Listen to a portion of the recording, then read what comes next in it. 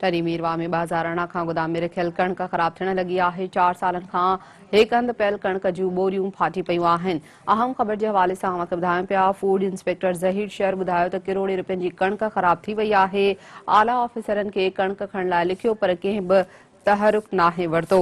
ठरी मीरवा मां इहा अहम ख़बर नाज़रीन सां शेयर कयूं पिया। ठरी मीरवा में 2018 खां गोदाम में रखियल कणक ख़राब थियण लगी आहे।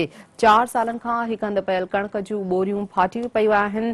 फूड इंस्पेक्टर ज़हीर शेर ॿुधायो आहे त किरोड़े रुपयनि जी कणक ख़राब थी वई आहे। आला ऑफिसर खे कणक खणण लाइ लिखियो पर कंहिं बि तहरुक नाहे वरितो।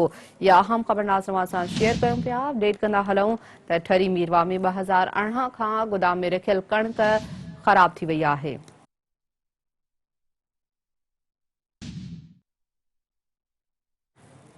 चार सालनि खां हिक हंधि पियल कणक जूं बोरियूं फाटी पयूं आहिनि।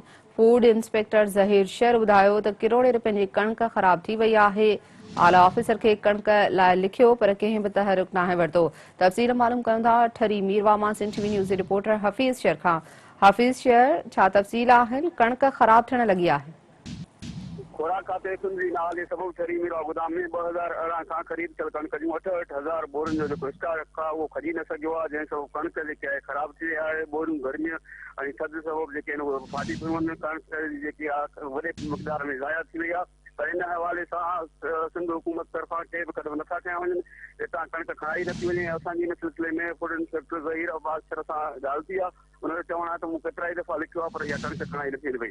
मुसलसल कणक पियल हुजण करे आस पास में जेको आहे उहो उन्हनि जे लाइ आज़ार थी वियो आहे। उते मच्छर ऐं जीता आहिनि उहे घरनि ताईं विया आहिनि, पर इन बावजूद का बि कार्रवाई नथी थी करे। जी, वॾी महिरबानी हफ़ीज़ शेर।